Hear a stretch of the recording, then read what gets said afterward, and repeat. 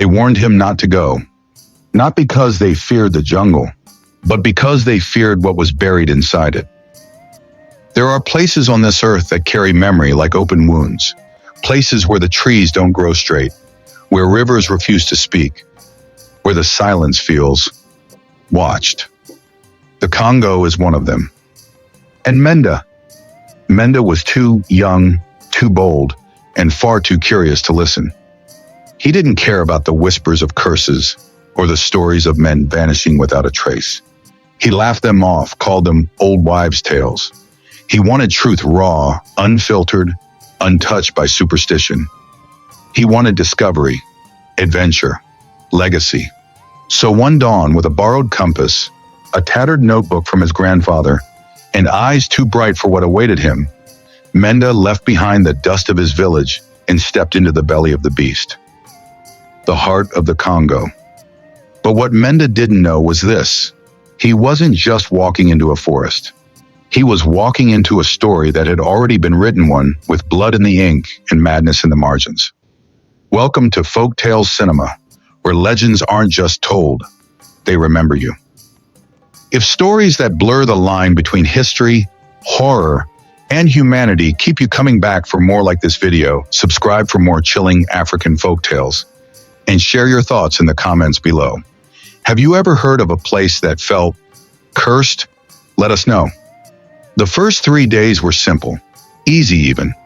Sunlight danced through the treetops in golden ribbons. Birds of every color sang in a language that made the jungle feel alive, almost friendly.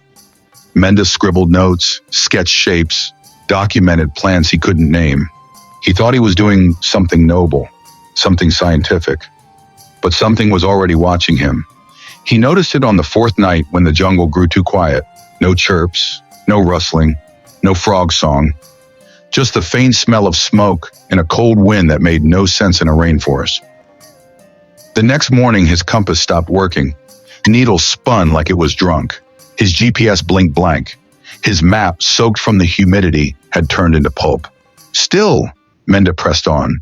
He laughed off the unease, even as the vines seemed to grow faster overnight, and the trails he'd carved yesterday were now gone, swallowed up by a force that didn't want to be known. Then came the storm. It didn't arrive like a warning. It crashed in like a curse. Lightning tore across the sky like something ancient had clawed at it. Thunder roared so loud it rattled Menda's bones. The rain wasn't just water, it was punishment. Cold, stinging, blinding. The wind howled like it had a mouth and a name. And when it ended, everything was different. He was lost, not just in space and time, in thought, in meaning. There were no trails anymore, only trees twisted, gnarled, unnatural. Trees that leaned just a little too much. Trees with bark that looked like skin. The jungle floor slithered and pulsed as if it were breathing. And that's when the dreams began. Menda stopped sleeping, not because he wanted to, but because every time he closed his eyes, he saw the same thing. A village, but not like any village he knew. This one was made of bones and whispers. Its people had no eyes, only mouths that moved in reverse, saying things backward, bending the rules of sound. In the center was a tree, black as obsidian, bleeding from its roots, and hanging from its branches were explorers. Dozens of them, faces frozen in silent screams, eyes wide with realization, clothes rotting, maps clutched in dead hands. Each time he woke, his body was wet with sweat and mud, and the jungle had moved again. It was as if it was breathing around him, shifting when he blinked, laughing when he stumbled. On the 7th day, Menda found something. A stone, ancient, marked with symbols not even his grandfather's journal could interpret. Around it, the forest was dead, silent. The air tasted like rust and rot, and beneath the stone, something was buried. He could feel it. Something that should have stayed buried. But curiosity is a blade, and Menda didn't know how to sheath it. He dug, hands trembling, soil turning to blood beneath his fingers, and then he uncovered it. A mask, not wooden, not metal, something else entirely, bone maybe. or worse. When he touched it, the air screamed, the trees twisted away, and the mask smiled. From that moment, everything unraveled. He wasn't alone anymore. Shadows walked behind him, matching his pace but never showing their faces. The sky turned red for no reason. His reflection in puddles looked back a beat too slow. He could hear his name, in voices that didn't belong to the living. And still, he couldn't stop. The deeper he went, the more the jungle revealed. Ruins swallowed by vines, altars drenched in dried blood. A language carved into stone that rearranged itself when he blinked. And a story whispered into his ear by something he couldn't see of a people who had once tried to control the jungle's magic, and were consumed by it. Menda had wanted discovery. Now he was discovering what obsession tastes like, what madness sounds like. He couldn't remember why he left his village. He couldn't remember what day it was. All he knew was this: he had to find the tree. The one from the dream, the one with the faces, the one that bled when you begged it not to. But the jungle does not give freely. It takes, piece by piece. And as Menda drew closer to the truth, he began to forget who he was. The storm didn't pass. It retreated, slowly like something that wasn't done yet, only resting its claws for the next strike. Menda sat trembling in the hollow of a rotting log, soaked to the bone, every breath coming like a gasp through mud-clogged lungs. His fingers were scraped raw from clutching the bark, and the skin beneath his nails was blackened with grime, blood, and something older. Something he couldn't name. The rainforest had tested him, and it nearly broke him. But he didn't turn back. When the rains finally ceased, leaving behind a stifling heat and a strange, sterile silence, Menda crawled out from his shelter. His limbs were stiff, his feet blistered, but his eyes carried something different now. They were no longer filled with wonder. They were alert, cautious, like prey that has stared into the mouth of a predator and lived. He knew he needed to find civilization. Higher ground, human faces, something familiar to remind him that the world hadn't completely disappeared beneath the weight of that cursed forest. So he walked. For hours, then for days. With every step, the trees began to thin, the sounds of the wild replaced by distant echoes of shouting voices, clattering pans, and the unmistakable drone of a generator. The scent of the jungle gave way to something else: firewood, diesel, spices. And then, just when he thought his legs would finally give out, he saw it. Kisangani, a city born from the river and carved by resilience. Perched on the banks of the mighty Congo, Kisangani wasn't beautiful in the traditional sense. It was raw, pulsing with heat, dust, and noise. It breathed like a living organism, a place where survival was an art form and desperation wore a smile. As Menda stumbled into its outskirts, he was swallowed into its rhythm almost instantly. Our open-air markets buzzed with shouting vendors and bartering customers. Stalls overflowed with hand-woven baskets, bitter herbs, live chickens, and fish still twitching from the river's current. The air was thick with the scent of grilled tilapia, fermented maize, roasted plantains, and smoke from cooking fires that never seemed to die. Children darted through narrow alleys, their laughter piercing through the noise. Women with tired eyes balanced impossibly heavy loads on their heads. Men sat on cracked plastic chairs, sipping warm beer from reused bottles, gossiping beneath collapsing awnings. To Menda, it was chaos, but it was human chaos, and that made all the difference. For the first time in weeks, he felt like he existed again. Still, Kisangani held its own secrets. Beneath the surface of normal life, there was another hum, something quieter, more intense. Whispers. About diamonds. Not just the polished kind you see in display cases, but raw ones plucked from the earth like forbidden fruit, still laced with dirt and danger. The kind that men died for. The kind that changed lives or ruined them entirely. The stories were everywhere, spoken in half-truths and side glances, in the market, in the alleyways, over cups of palm wine at roadside fires. and like a moth to flame, Menda followed. The Diamond District wasn't a district at all. It was a rough cluster of muddy streets and rusting machinery, guarded by men with rifles too large for their shoulders and eyes that had seen too much. Makeshift tents flapped in the dusty wind. Generators coughed black smoke. And everywhere, there were men hunched over sieves, fingers trembling with hope as they rinsed gravel in shallow pans. Hoping, always hoping. There was a look they all wore, a hungry stare, the kind that makes you forget your own name, the fever of chasing something so precious it blinds you. Menda felt it too. He had come seeking history, meaning, legacy. But in that moment, standing ankle deep in the same mud as everyone else, he could feel it clawing at him, the temptation. The idea that maybe, just maybe, his suffering would be worth something if he found even one glinting stone. And then he saw him, an old man, bent-backed, skin like leather, his fingers thick with calluses, and eyes, hollow yet burning with memory. He sat beneath a faded tarpaulin, staring at nothing, a cigarette hanging from cracked lips. Menda didn't know why he approached him. He just did. The man didn't speak at first, just looked at him. "You're not from here," he said finally, voice like gravel and wind. "No," Menda replied. "I came through the forest." That caught the old miner's attention. "The forest?" he repeated. "You came through it?" Menda nodded, and for a moment, the air between them changed. "You're lucky to be breathing," the man muttered, then gestured for Menda to sit. What followed wasn't a conversation. It was a reckoning. The old miner spoke of years spent digging not just in the earth, but into his own soul.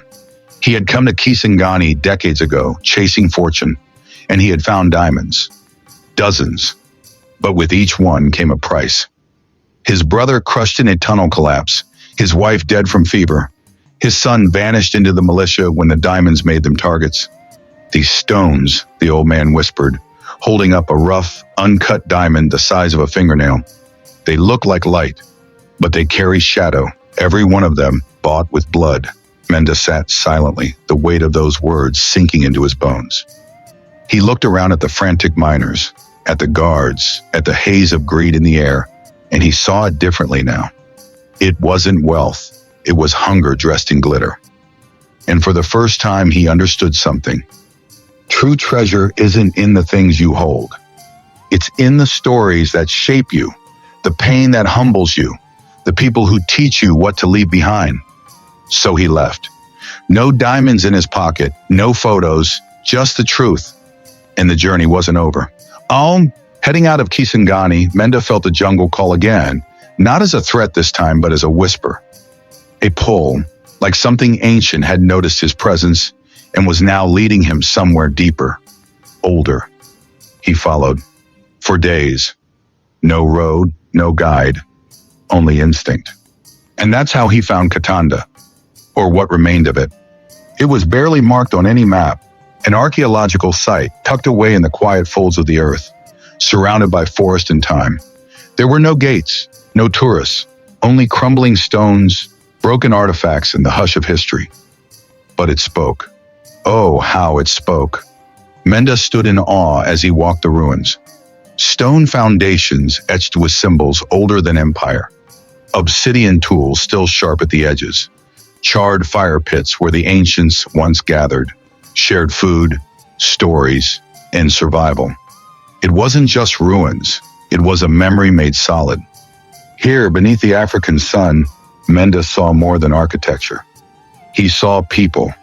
He saw a woman grinding maize, her laughter echoing through the clearing. He saw a child chasing fireflies near the river. He saw a hunter sharpening his spear, his face heavy with thought. They weren't real, not physically, but their essence was everywhere. Their triumphs, their grief, their defiance. He knelt beside an ancient tool, a scraper carved from bone, worn smooth from generations of use. As he ran his fingers across its surface, he felt a strange warmth. Not physical, but emotional. It was like touching time. And in that moment, Menda understood something profound. He had never been alone. Every step he took, someone had taken before.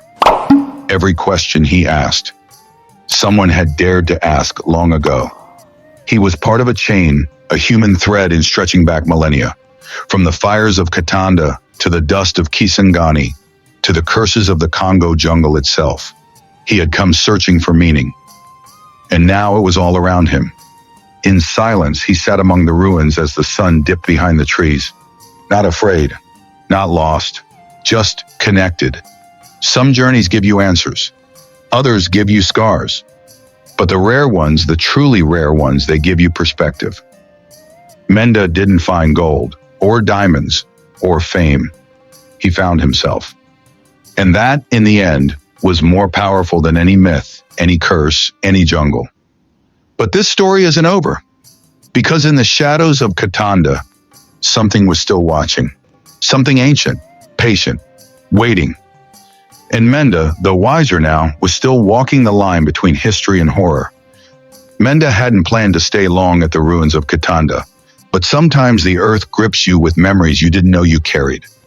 It began with a whisper. Not from a spirit, not from the wind, from an old man. The elder emerged as quietly as the sunrise. He walked without sound, but with a presence that turned the air still. His face was lined with time. His skin bore the weight of stories unspoken. And his eyes held entire centuries. He didn't ask Menda what he was doing among the ruins. He already knew. You came looking for them, the elder said softly. The ones who built, who hunted, who dreamed. The ones we bury with prayers and remember with fire. Menda nodded, caught between reverence and disbelief.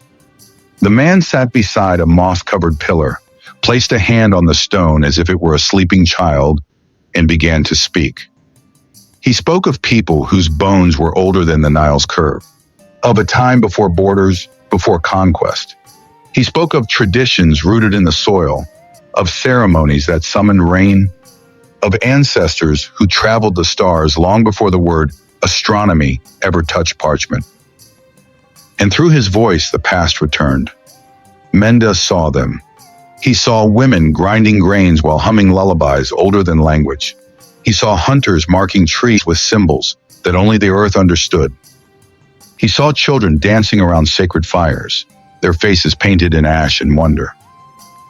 The past, the elder said, is not behind us. It walks beside us, always. Menda stayed in silence, for the first time, not to study or collect, but to feel. When he finally rose to leave, he wasn't the same man who had entered Katanga. He carried something now, not just memory identity. His roots no longer floated above the soil. They had sunk in deep, and they would not be pulled out again. The road that followed led not back, but forward, deeper into the belly of the Congo. And then he heard it, the river. Not in sight yet, but he could feel it rumbling beneath the earth, breathing between the trees, humming in his chest like a low drum beat.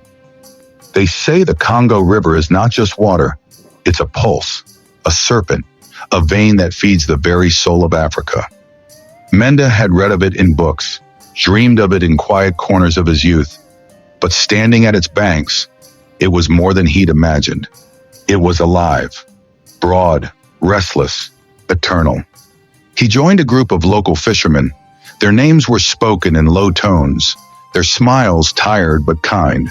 With practiced ease, they ushered him into a long, narrow pirogue, a wooden canoe carved by hand, passed down through generations like a prayer. And just like that, Menda surrendered to the river. Days passed on the water, and the river told stories in silence. The sun rose and fell like a breath. The trees changed. Rainforest gave way to savanna. Baobab trees loomed like ancient guardians, their roots gnarled like fists raised from the ground.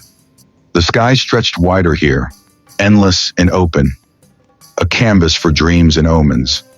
Crocodiles sunbathed like kings on muddy banks. Hippos watched from the shadows with glassy, unreadable eyes. Birds with wings like painted cloth soared overhead, their cries slicing through the thick heat. The fishermen didn't speak much. But their silence wasn't empty. It was sacred. Like the river was listening, and you didn't dare interrupt. At night, the stars came down to kiss the water. Menda would lie back in the pirogue, the night breeze cooling his skin, the river rocking him like a lullaby. There in the dark, peace found him. Not as a concept, as a feeling, a real bone-deep calm.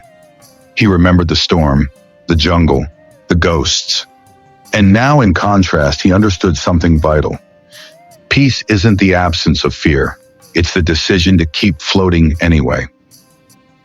One evening, as dusk bled into night, they heard them. Drums. Faint at first, then louder, rhythmic, alive. The fishermen exchanged knowing glances and steered the pirogue toward the shore without a word. A village emerged beyond the trees, small, quiet, alive with flame and song. And the drums kept calling. The beat wrapped around Menda's chest, pulling him forward like a magnet. He followed the sound into the heart of the village, where bodies moved in tandem around a roaring bonfire. Old, young, men, women. The music didn't discriminate. It owned everyone. Menda was welcomed like family. No questions, no suspicion. Just smiles, hands pulling him into the circle. And then he was dancing. Not like he'd ever danced before. This was not performance. This was surrender. The beat took over his feet. His heart matched its rhythm. The fire lit his face in golden shadow. Around him, joy moved like wind wild, untamable, sacred. He forgot his name, forgot his pain, forgot the weight he carried. He remembered only rhythm. Because in that moment, rhythm was survival. It was expression. It was defiance. It was joy forged in fire and hammered into the flesh. The villagers moved as one, a storm of color, sweat, and sound. Their laughter cracked the air. Their voices rose into the stars. And Menda, he belonged. For the first time, he truly belonged. He slept beneath the stars that night, the drums echoing in his dreams. And when he left the next morning, barefoot and smiling, he carried the music in his chest. It stayed with him, in his breath, in his stride, in the way he listened to the world. It reminded him to be present, to live, to feel, to remember that life isn't measured in years, but in moments that change you. The road that followed was long, not always smooth, but always meaningful. Menda passed through countless villages, each one different, each one a thread in the Congo's vast, intricate tapestry.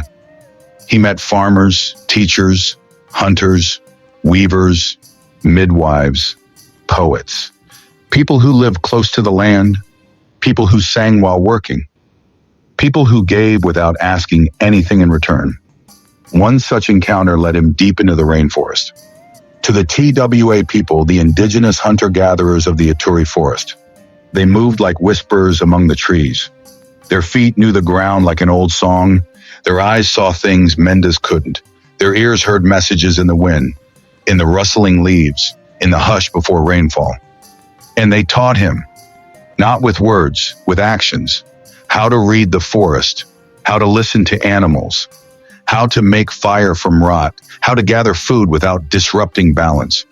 They lived in harmony, not dominance. They didn't conquer nature. They danced with it. Their knowledge humbled him. Their silence educated him. At night, under shelters woven from leaves, they shared stories, not fairy tales, truths, oral maps passed from elder to child, thick with meaning. And Menda learned one of the most important lessons of his journey. You don't need to be loud to be powerful. You don't need to leave scars to leave a mark. He moved on. He sat in huts made of mud and love. He shared cassava and smoked fish with families who had almost nothing yet gave him everything. He laughed with children who had never seen a camera. He held the hand of a dying grandmother who whispered prayers to gods older than memory. And all of it reminded him of one truth: Ubuntu. I am because we are. It wasn't just a phrase. It was a truth sewn into every step of his journey. Humanity wasn't a solo act. It was a shared story. a symphony. One string pulled, and the whole web trembled. But not every part of the Congo was kind. Not every path was lined with song. There were ghosts, still, and Menda was not allowed to ignore them. He came across abandoned mines, hollow, silent, swallowed by vines. Once they had been alive with greed, a hunger so powerful it drowned the screams of those buried beneath its boots. Now only echoes remained. Rusted tools, shattered helmets, faded photographs nailed to wooden beams. He met villagers who told him stories, not legends, but truth, of stolen land, of forced labor, of men whipped for resting, of children taken from their mothers, of languages erased and replaced with violence. Menda sat through it all. He didn't interrupt. He didn't flinch. Because this, too, was part of the story. He cried silently, shamefully. And then he vowed, not to forget, but to remember aloud, to carry their voices forward, to be a witness, a mirror, a megaphone. And so, his journey neared its end.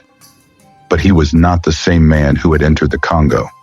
He had walked with ghosts, danced with fire, drunk from rivers that knew his name. He had suffered. He had laughed. He had learned. And now he carried something heavier than a backpack. Responsibility. To tell the story. To speak of the Congo not as a place of poverty or pain, but as a land of richness beyond gold. A place where the heartbeat of humanity is loudest, where wisdom grows wild and music lives in the bones. He wanted the world to see what he had seen, not through a screen, but through soul. The Congo changed Menda, not into someone new, but into someone real. When Menda finally stepped back into his village, nothing looked the same. The trees still stood where they had always stood. The children still laughed in the dust, chasing each other past walls patched with memories. The smell of roasted cassava and palm oil still floated from the cooking fires like an old lullaby. But Menda had changed, and the village could feel it. It was in his walk, no longer rushed with youthful arrogance, but weighted with experience. It was in his eyes, no longer wide with wonder, but deep, distant, and knowing. And it was in the silence that followed him, a silence that carried the rhythm of Congo's forest, its rivers, and its ghosts. He didn't return to fanfare. No celebrations greeted him, just curious stares, whispered questions, and cautious greetings. The Menda they had known had gone to find adventure. This one had returned from something else entirely, something ancient, dark, and profound. On the second evening after his return, the elders called him. They sat beneath the baobab tree, the one that had shaded generations, the one that had heard every birth story, every morning wail, every myth passed down like fire. Menda, one of them said, the oldest among them, his voice brittle like dried leaves. Where did you go? Menda didn't respond with a list of places. He didn't name Kisangani or Katanda or speak of the jungle's storm. Instead, he took a breath and began with this. I went looking for something I couldn't name and found something I couldn't forget. Then he spoke. Not with grandeur, not with drama, but with quiet honesty. He spoke of the forest that moved when no one was watching, of the mask buried beneath blood-soaked soil, of the city chasing diamonds and the ghosts hidden beneath its glitter, of the ruins, the ancestors, and the voices that spoke in dreams. He showed them his photographs, some blurred from rain, others sharp and haunting. He unrolled a map, stained with sweat and time, and placed it before them. He read aloud from his grandfather's journal, its ink now smeared with memory. He didn't ask for approval. He wasn't seeking validation. He was planting something, a seed, a truth. And slowly the village began to listen. He gathered the youth beneath the same baobab tree each week, not to preach, but to tell stories. Not just of where he had gone, but what he had learned. He taught them how to read a compass, how to read the signs in the sky, how to ask questions their elders were afraid to answer. He didn't say, follow me. He said, look for yourself. Some nights he spoke of the diamonds, and how men believed they could own the earth if they held enough glitter in their hands. Other nights he spoke of the ruins and how the oldest truths are often the ones we bury to forget. But the night that changed everything, the night that lit the spark, was when he told the story of the mask. He didn't show it. He didn't need to. He described how it smiled with teeth that had never known life, how the wind screamed when he touched it, how he couldn't unsee it even now. Some things, he whispered, should never be unearthed, not because they're evil, but because they're not meant to be ours. And that night, for the first time, the children didn't just listen. They asked questions, real questions, difficult ones. Is the jungle cursed? Are the old gods angry? Do the spirits still walk? Menda didn't give them answers. He gave them stories, because that's what the jungle had given him. In time, others began to gather. Mothers, fathers, farmers, hunters, the skeptical, the grieving, the dreamers. They didn't all agree with him. Some thought he had gone mad. Others believed he was blessed, but all of them came because deep down, they felt it too. The Congo was changing, and they had to choose whether to bury that truth or face it. So Menda did more than tell stories. He started building. Not monuments, ideas. A youth reading center with books donated by strangers, carried from nearby towns on the backs of motorbikes. A wall painted with maps of Africa before colonial borders, so the children could see what once was, not just what was left behind. He helped organize cleanups by the riverbank, planted trees where old ones had been burned for firewood, worked with the hunters to learn sustainable methods that respected both survival and spirit. He taught them how to document their own heritage, not with textbooks, but with their voices, their songs, their memories. One day a child asked, "Why are you doing all this, Menda?" He smiled, paused, and said, "Because someone has to." But don't mistake this for a fairy tale. Not everyone welcomed the change. The village had long been caught in the grip of silence, a silence that protected power, comforted fear, and punished those who asked too many questions. Menda's stories threatened that. His ideas challenged traditions some held tightly, not because they worked, but because they were all they'd ever known. He was called a heretic, a fool, a danger. Some elders accused him of witchcraft, said the forest had stolen his soul, that the mask had cursed him. One night, a small fire was lit outside his hut. A warning. The next morning, he found animal bones scattered across his doorstep. But Menda didn't retreat. He knew this wasn't just about him. It was about what he had become, a mirror. And mirrors, especially honest ones, are rarely welcome. He could have left. He could have packed up, returned to Kisangani, or even further, started over. But he stayed. Because the Congo had taught him something no book could. Change doesn't begin when you conquer fear. It begins when you walk with it. And slowly the tide shifted again. The children began collecting stories from their grandparents, not just the ones about spirits, but the real ones. Wars, famines, migrations, rebellions.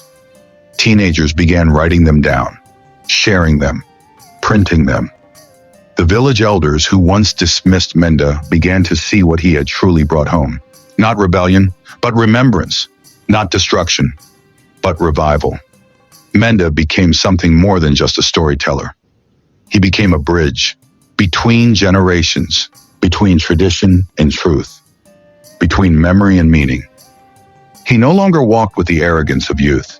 He walked with the weight of 1,000 voices, ancestors, wanderers, and dreamers, all whispering the same thing. Do not forget us. And he wouldn't. He couldn't.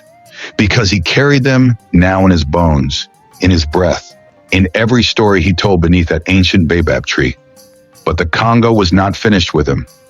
One day, as he walked alone into the forest edge to collect medicinal herbs, a wind stirred. Cold, sudden, familiar. And he heard it again. That same whisper from Katanda. the one that wasn't quite sound, more like a presence leaning into his thoughts. Menda, he turned. Nothing. But deep within the jungle, something moved. Not dangerous, not threatening, just waiting. He knew then that his story wasn't over, that there were more places to find, more truths buried in soil and shadow. But for now, his place was here as guardian of memory, guide of the future, and bearer of what the forest had taught him. So now, dear viewer, what will your journey be? Will you walk through the world asking only, what can I gain? Or will you dare to ask, what can I learn? What can I leave behind that matters? Menda's path wasn't paved with gold. It was carved in mud, blood, and truth. But he walked it anyway. Because some stories are bigger than fear. Some journeys demand we come back transformed. And some legacies begin with a single question whispered into the dark. What if I go and never come back the same? And so Menda's journey ends, not with treasure in his hands, but with something far more valuable etched into his spirit understanding. He walked into the Congo searching for wonder, and instead he found truth. Raw, painful, beautiful truth. The kind that doesn't shine like diamonds, but burrows deep, carving lessons into the soul. He returned not as a hero, not as a prophet, but as a mirror, reflecting back to his people the very things they had forgotten. Their resilience, their roots, and the sacred weight of remembering. Well, the jungle did not destroy him, it reshaped him. And through him, perhaps, it reshaped the village. A little. Enough. Because change never begins as a revolution. It begins with a whisper, a story, a step. And sometimes, with one soul who refuses to look away. So now the question is no longer what Menda found in the Congo. The question is this. What would you do if the unknown called your name? Would you follow it into the forest? Would you listen when the past begins to speak? Would you dare come back changed? Leave a comment below. Tell us, what part of Menda's journey spoke to you most? And if the jungle offered you a truth, would you accept it? Your voice matters. Your story matters, just like his. If this tale stirred something inside you, don't let it end here. Subscribe to Folk Tales Cinema for more haunting, human, and legendary African stories where folklore breathes and history whispers through the trees. New stories drop every single week.